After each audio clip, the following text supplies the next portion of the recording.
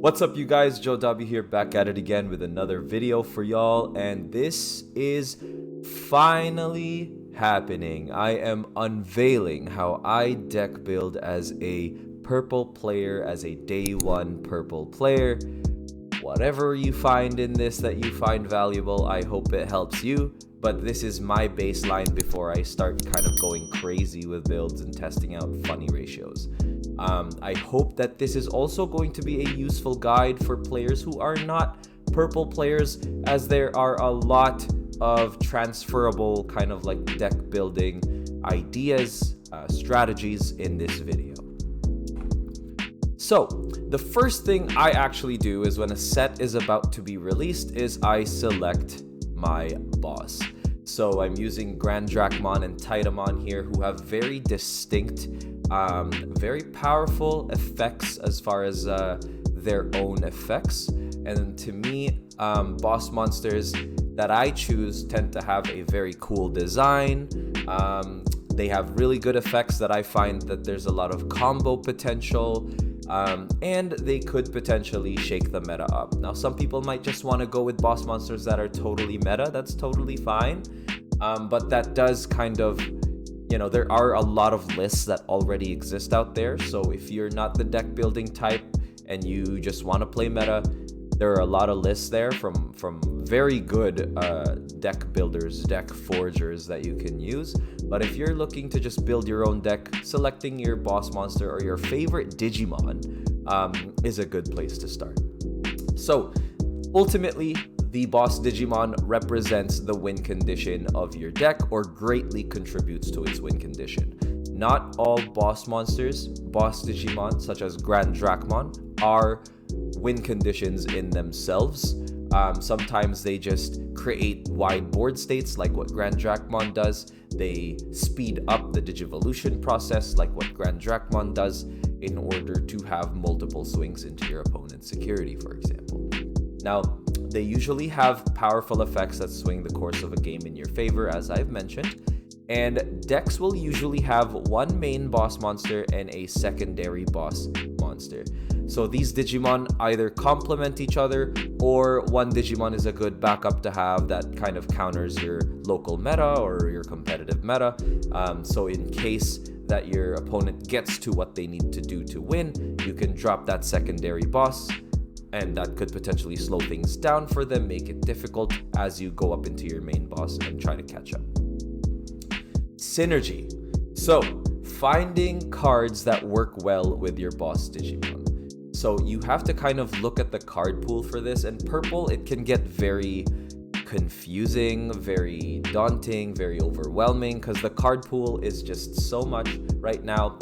Honestly, we're not even that far deep. It's a very young card game, but the card pool and its effects, the amount of effects in purple cards, there's a lot of them. So it does take a minute to kind of review them and find what best option is there for you. The example given here is you want something, this is a direct synergy, right? So Titamon's Your Turn effect is when you trash a card during your turn using your own effect, you get plus 2000 DP and security attack +1 for the turn. So the Pagumon Egg allows you to trash one card in your hand to give the Digimon stack 1000 DP for the turn. So the direct synergy is that you're trashing a card triggering Titamon's effect and you're increasing the DP. Titamon will have security attack +1, increasing the chances of it hitting a high DP Digimon that could potentially delete it.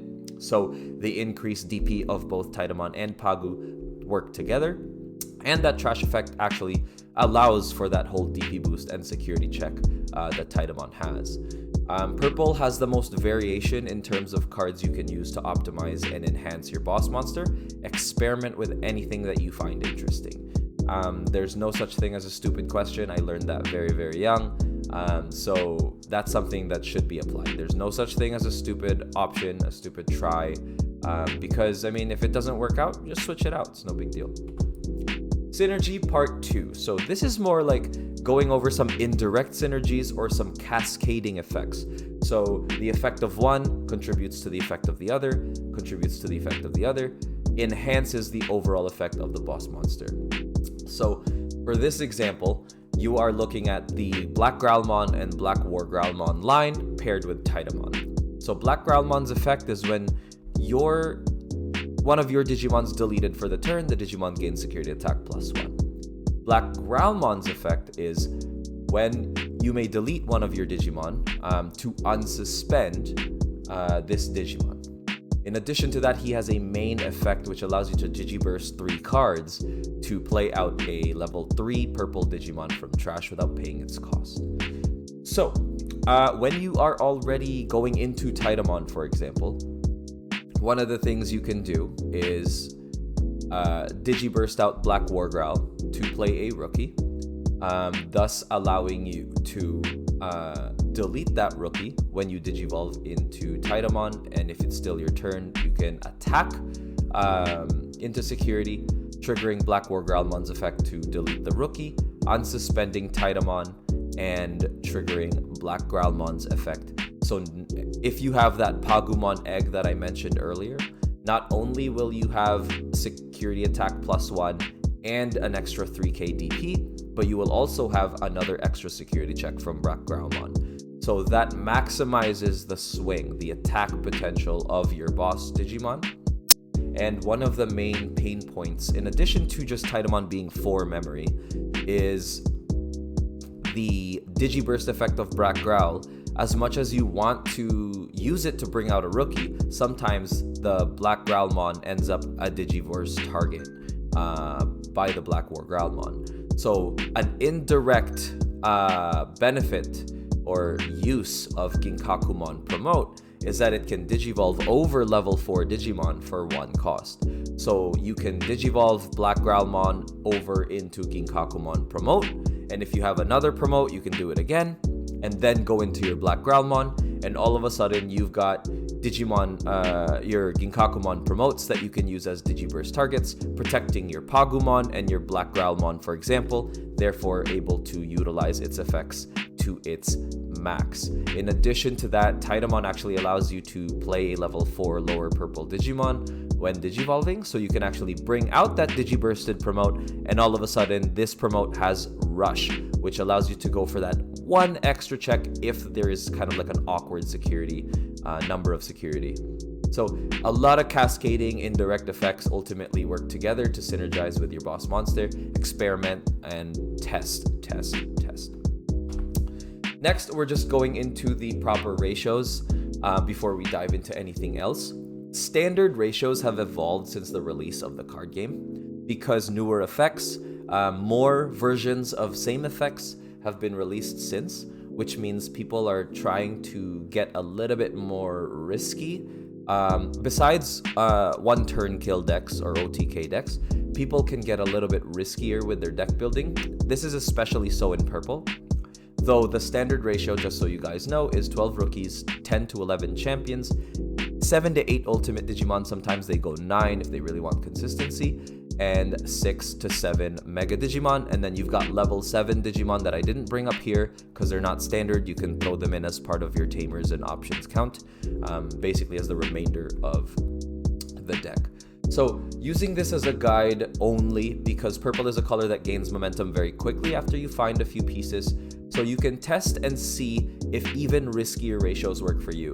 Back in BT4, I actually played only 9 rookies because I managed to top 6th with a Metal Garurumon promo card that Digibursts to play option cards.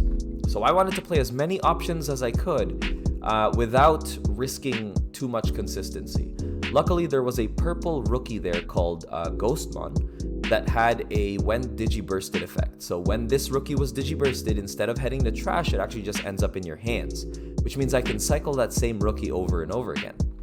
So because of that, I was able to really reduce the number of rookies I had to 9, which is quite risky, you know? But because of that, that allowed me to play more option cards. And when I had the upper hand, or when I was able to get into that Metal Garurumon, I usually had a big enough hand, a good enough trash to play all the nail bones and trump swords that I needed to basically have a wide board and delete my opponent's Digimon. So that was a huge momentum swing, and that was pretty much how I was able to beat these yellow, black, or gray mons and a lot of these meta decks of the time.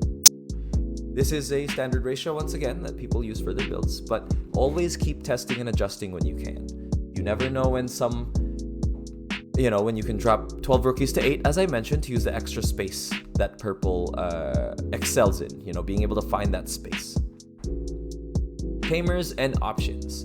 So, you want to find Tamers and option cards that complement your deck, complement your boss Digimon. These are pivotal sometimes to the success of your deck. So for example, Ian Mako here is a memory tamer, so you actually get set to 3 no matter what. So generally, you'll only really need 1 more memory to digivolve into Titamon safely, and there are ways to gain that in the rest of the card pool. But one of the things that Ian Mako is really good at as well is it always turns on Titamon's Your Turn effect, because during your turn, when a purple Digimon attacks, you can suspend Ian Mako to trash the top card of your deck. That is actually a mistake.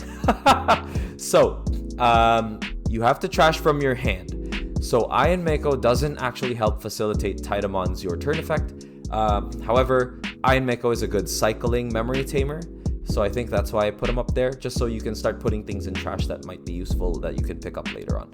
However, for Titamon, I think it's still better to run the Matt Ishida. My apologies on this mistake. I really just wanted to show Ian Mako because I guess Beelzemon is a thing. Some tamers and options are win more cards, so be careful and try to identify which cards are win more. And if you're not winning more, you can drop these quote-unquote win more cards to find better options to generate more consistency in your deck, and make things pretty much easier for you to get to your win condition. Memory tamers tend to be super important, as I mentioned with Ian Mako here and Matt Ishida. I should have put the Matt Ishida here, my apologies, but you guys can look them up, that'll be fine. And try to include 1 to 2 strong removal spells in any deck to start. Just in the very beginning, try, the Fly Bullet. Just try 2 copies of Fly Bullet.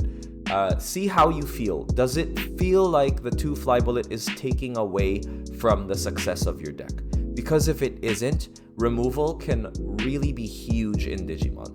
Security cards are kind of your shields. They help protect you from losing the game, and seeing a Fly Bullet or some sort of removal in security is just a free kind of like catch up or get out card for you. So if it doesn't take away from how often you could get to your win condition or how early you could get to your win condition, and in my opinion this is only like a 2 to 4% decrease in your deck's consistency, there's really no need to cut this. But if you still think it's really that bad, then you can probably cut Fly Bullet for more consistency pieces, for example.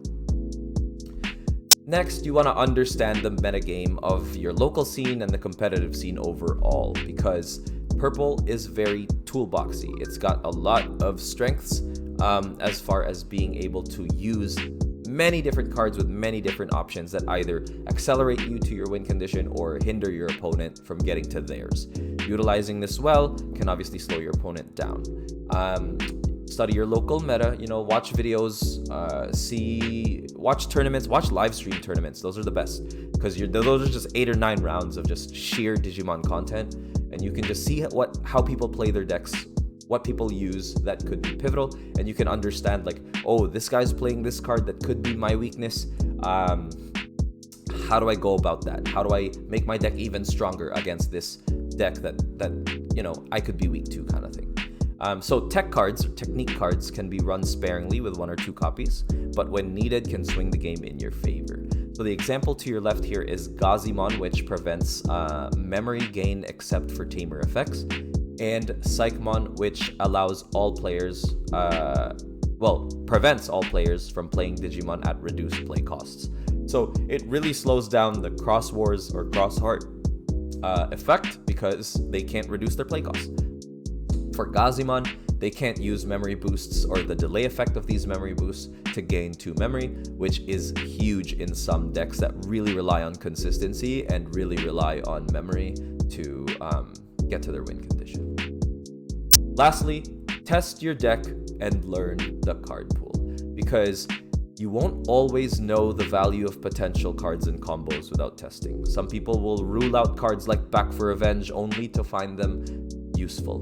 Like Back for Revenge is a card that people are throwing in as a one-of in their Minervamon loop decks. I have a feeling people will start cutting that card as soon as they kind of struggle a little bit. But for me, I've been playing Back for Revenge in BT5 with Dan Devimon, because every time I deleted my Dan Devimon to bring out a Dan Devimon, because of the inheritables that were present at the time, I wanted my other Dan to still stay and still trigger the on-deletion effect of forcing my opponent to trash cards. So Back for Revenge was super strong in that deck, and I actually ran one to and it's really led me to emptying my opponent's hand and punishing them whenever they hit me in security. So it's a very, very good card in that deck, and that's how I got my store champ. Anyways, always try to be creative. Don't listen to self-proclaimed super competitive people at first. In my opinion, like, honestly, I hit a slump in Digimon where I started listening to too many people that were quote-unquote authorities in the card game.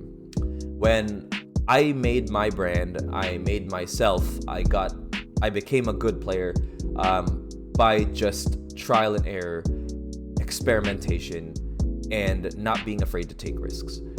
So if you can do all these three things first, you can develop yourself as a player intrinsically, and then work your way outward, learning micro decisions, learning hand resource management, the macro skills that TCG players have across all TCG players or TCG games. That is where I find value in speaking with super competitive people. But if you're looking at things at a micro level, at your own playstyle, that's something you have to discover. And I think it's very important that you figure it out yourself first, and then branch off and seek advice from people who have played lots of card games across all boards, because that's where you start learning trends, you start learning behaviors, you start learning risk-taking, hand resource management, and that's where you really get value from learning from these super competitive people. So I like to seek advice after the fact, once I've kind of established the deck, tested it out, did as much as I could, and still see some pain points. Because it might be a decision, the deck might be solid that you've built, but if you give it to a more experienced player, they might see more wins with it than you have. And that's where you ask, like, what are the decisions you're making with my deck that leads to more wins versus me when I pilot it, right?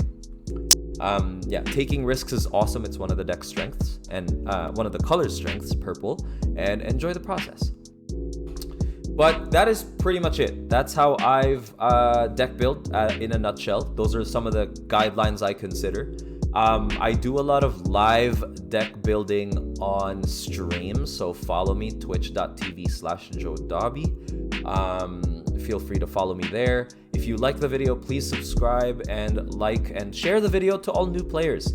That would be something really cool that I think would benefit a lot of people, especially with Digimon card game kind of taking a, we're kind of really booming as a card game right now. So thank you guys so much for watching, and peace. Bye.